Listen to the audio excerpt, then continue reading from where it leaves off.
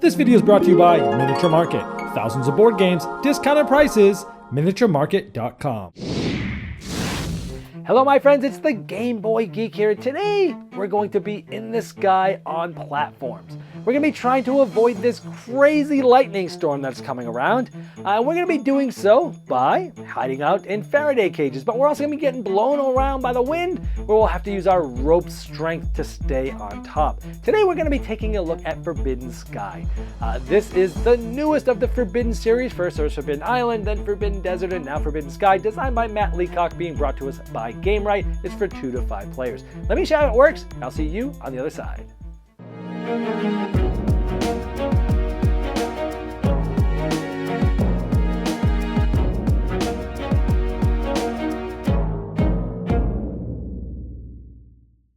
The object of the game is to cooperatively work together in order to use these wires to wire up large and small capacitors, lightning rods, launch pads, and finally launch this ship off. And there's different levels of difficulty of normal, novice, legendary, and elite that you can use. Now here's a closer look at the rocket ship. It looks really cool. It goes on the launch pad. We'll show you how this works at the end of the game. Each player will have a certain role with a special ability. You have the knotsmith, the electrician, the medic, the surveyor, the climber, and the navigator, and you'll get your corresponding colored pawn along with it. Now you're going to have health and rope, and over the course of the game, everyone starts with these clips on there, and certain things will affect your health, getting struck by lightning, and if you ever get down there, anybody, the whole team loses. Or there's going to be wind pushing you around, and each time your rope's going to get weaker and weaker, and if anybody's rope gets all the way to the skull and crossbones, that's another way for everyone to lose together. Now these different levels of difficulty, for example normal, we have to wire up 1 launch pad, 2 of these large capacitors, 3 of these small capacitors, and 3 of the lightning rods, where you start with 1 of them. This is how the board starts, with all the players starting right there on that platform. Each player will take turns in clockwise order. The player can take up to 4 actions, which are summarized on the back of their player aid roll card, and then a storm will resolve. So let's go with the 4 different possible things you can do. You can do any of them any amount of times, but a total of 4. One of the things is you can just move. And when you move, it just takes 1 action to move 1 platform, but you must be able to actually have a platform to walk across. For example, this is sky. If there was another tile here, you can't walk across just sky by default. Another action you could take is to scout, and that's taking the top tile off this big tile stack, this is a general supply, and placing it face up in front of you. You can hold up to 3 of these and they're always face up. Another action is to place one of those tiles. It's called exploring. You place it on an adjacent space next to where you're standing, and you have to make sure at least one of these wires sort of line up like this. This one actually 2 of them do, but as long as you have 1 conductive wire lining up with the tile you're lining up to, that's fine. Now if there was a player standing here and it was their turn and they wanted to explore, this one just has 1 wire here, that's fine. It doesn't need to go both and it doesn't need to go over here. As long as 1 wire is connected to something of one of the tiles that it's connecting to, you're fine. But also notice this one has a platform where you can walk. This one does not. So if this player was here, they could not move from here to here because it's going right into the sky. Now a couple things happen here. Since we connected this small capacitor, which are always yellow circles like that, there's conductive on it, this player gets to add a capacitor there like this. Also, here we placed a tile with a gear icon. This allows you to get equipment. So you draw out one of these, put it face up in front of you, and they do different things, like the jetpack will allow you to move to any tile on the platform and take someone with you if they're there, similar to the helicopter in Forbidden Island, or maybe it's a time throttle, which gives you 3 additional actions. There's a lot of different things in there. The final one you could possibly take, again, you can duplicate actions, is wire up. You'll notice there's 2 different sizes of wires, and both of these are conductive on the back side. You can wire something to a tile that you are standing on. So for instance, we could wire this capacitor with this lightning rod, and this is going to make these connected now. Now it's a little dangerous to do this early, but I want to kind of show you how this works. So now these are connected. So now that the 4 actions are over, the storm is going to resolve. Now this is the storm track. It actually stands straight up like that. But if you look at it here, we'll see that the storm track will tell you how many cards you'll need to draw. And as the storm goes up, it'll get hotter and hotter, and there's a specific spot for each of the player cards to start with. Now normally this deck is off to the side, but I've brought it in to sort of condense the frame so you can see everything easily. And we're only supposed to draw 1 card, but I'm going to draw a few of them as if we were a little bit further into the game in the pile of the storm here. So I'm going to flip a card, and a few things will happen. Most likely, it's a lightning strike. That's the most cards that are in that deck. And what happens is each lightning rod on the board, lightning will strike it, and it will follow these conductive lines to different tiles. Right now it goes to here, and if you see it goes to here. So if this player was standing here, because he's on this tile, and this actually gets conducted from there, this player would get struck by lightning. So in this case, that was the climber. They would go down to health. And again, if any player gets to the crossbones, everyone loses. Now the medic, their special ability is they can heal a player on your tile for 1 action point to make their health go up. There's also 1 med kit in that supply deck, the gear deck that I showed you about.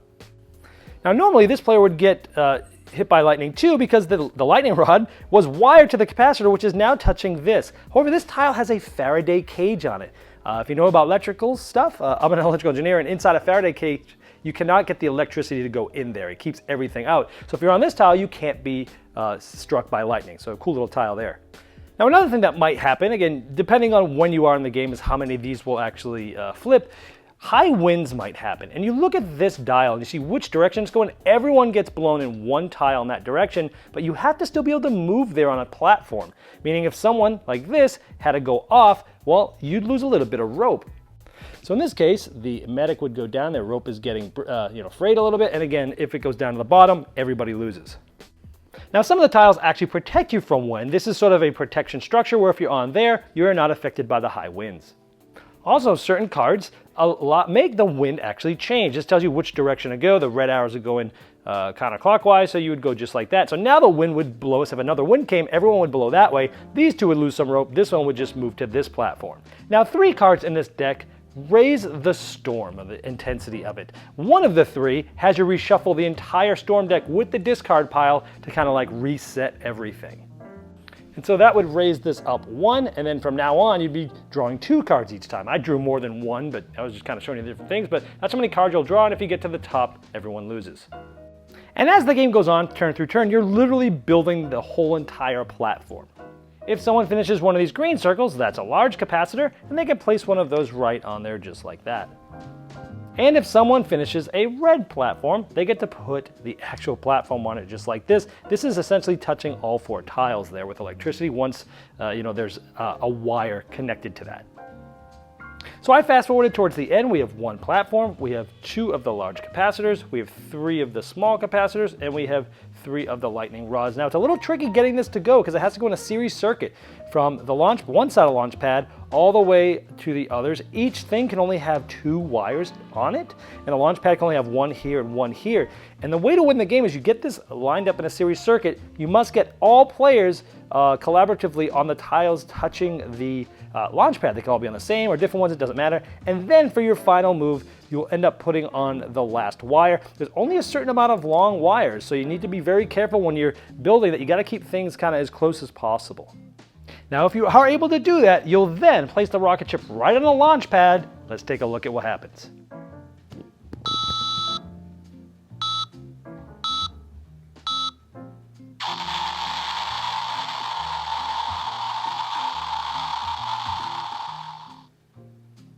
Now, I don't know if you noticed, but at the bottom there, it looked like there was sort of fire coming out. It's really fun and cool.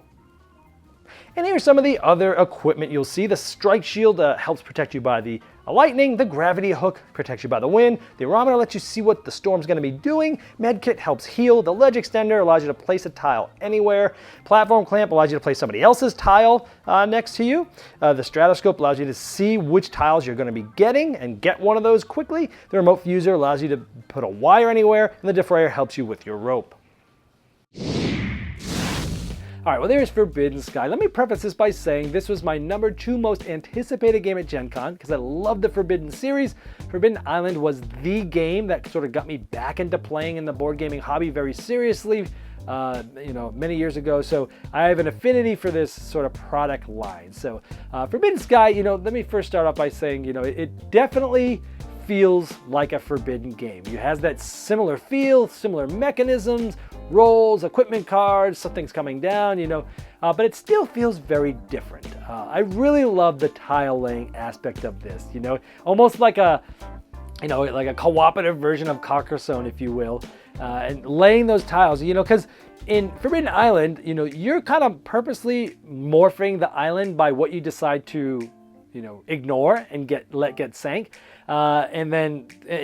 It's changing and you're changing it, but it's like shrinking, where this is like the opposite, where you're changing it, but you're growing it the way that you want to do it. And it's a really cool aspect, and I really like that side. And as you're playing those, you've got to be matching those printed copper wire on the tiles. And it's cool because you're trying to figure out which way they go. Oh, if we put it this way, then the electrocution will go that way, which means we can go on this tile over here and not be electrocuted. Okay, that's cool. And it's just like really cool how that sort of spatial aspect plays into the game, sort of like Streets, but they're kind of copper wires there.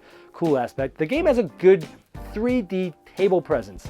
You know, you've got the different things that are sticking up, the lightning rods and the capacitors, and it just looks really cool, especially when you get that ship out towards the end. I love connecting the electrical components. I'm an electrical engineer, so and when I was a kid, I used to play with those like Radio Shack, they were called like 30-in-1 kits where they had all the little springs and you're hooking up wires to this and that and you're like making a radio or you're making things pulse or you're doing all sorts of things. And when I was a kid, I played those things and played with them and studied them. And that's what ended up making me want to be, basically doing electronics as an electrical engineer. So the fact that they're bringing these components in and you got to spatially put them together was really a plus for me. I thought that was like so cool. You're trying to avoid two different types of danger. The storm, which can electrocute you, and the high winds. And it's fun to kind of balance those two different things. The abilities and the equipment are cool. As you saw, some of them are familiar, that you've seen pretty much the same mechanism with a new name, but some of them are new that are very specific to what you're doing here, so it's really cool there too. This has, a toy factor of that ship that I think a lot of people are going to like, where it goes 3, 2, 1, and you look at the fire down bottom, and it's silly. Some people might say it's a gimmick, but it actually is cool, and it really does, up the game and makes it has that sort of cool factor, the toy factor. So I definitely enjoyed that. On the negative side of things, all the Forbidden series, some players have problems with cooperative games where everything's open, where there can be an alpha player telling everyone what to do. Some people call that quarterbacking. It's still possible in this one. It's still there. So if that's a problem for you and your group, it's never been for me, but if it is for you, this doesn't attack that at all. So if you don't like that style of co-op, this game is not for you. How does it feel with the other ones? It's definitely deeper than Forbidden Island. I'd say there's as much going on in Forbidden Desert, but I like how it does it in a more, in a manner where you're building something. So I definitely liked it better than Forbidden Desert. It's definitely heavier than Forbidden Island, but not too heavy. And so if you were one of those people that wanted something and saw that this was going to be, this one was going to be 60 minutes, maybe it's heavier. It's not really heavier. Could be harder. This one's really hard to beat. So that's it. Forbidden Island, 2 thumbs up for me. I really enjoyed it. This has been the Game Boy Geek, helping you find and enjoy the next board game you'll love. This video was sponsored by Miniature Market's Review Corner. The Review Corner features podcasts, video, and written game reviews by gamers for gamers. Miniature Market, the online gaming superstore. Thousands of board games, discounted prices. Check them out at miniaturemarket.com.